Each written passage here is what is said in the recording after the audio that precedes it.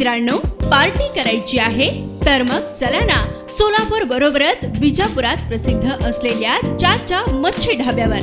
चाचा मच्छी ढाबा, विजापूर रोड, टाकळी, सोलापूर. संपर्क 9765066495. रोल.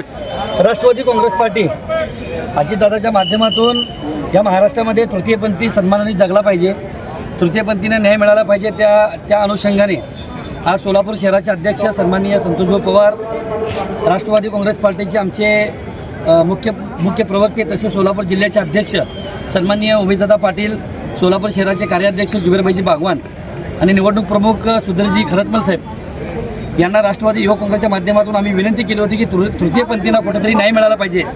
म्हणून आम्ही राष्ट्रवादी काँग्रेस पार्टीच्या वतीने प्रभाग क्रमांक 9 मधून उमेदवारी त्यांना घोषित केलेली आहे.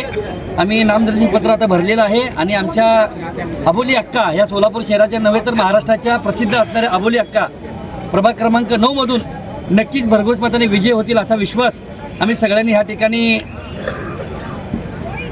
दृढ निश्चय ह्या ठिकाणी केलेला आहे. एबी फॉर्म दिलाय का? हो, एबी फॉर्म्स आहेत. राष्ट्रवादी काँग्रेस पार्टीचा एबी फॉर्मच मी देण्यासाठी त्यांच्याकडे आलो होतो. ठीक आहे. काल मी एक सोलापूर शहराचा युवकचा अध्यक्ष आहे.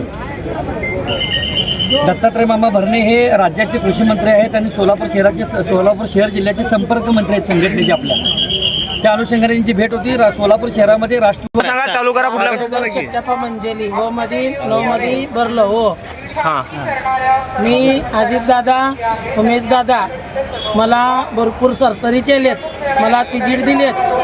अजितदादा तसं गोरगरिबांचं काम केलेत तसं या बोली बी करून दाखवणार आहे. तृतीयपंथींसाठी आपले प्रश्न असतील का? आपण काय आपले विजन काय असणार आहे? तृतीयपंथीसाठी अजितदादा, उमेशदादांनी लाडकी बहीण कसं केलेत तसंच माझं एक इच्छा आहे तृतीयपंथींना बी लाडकी बहीण करावं.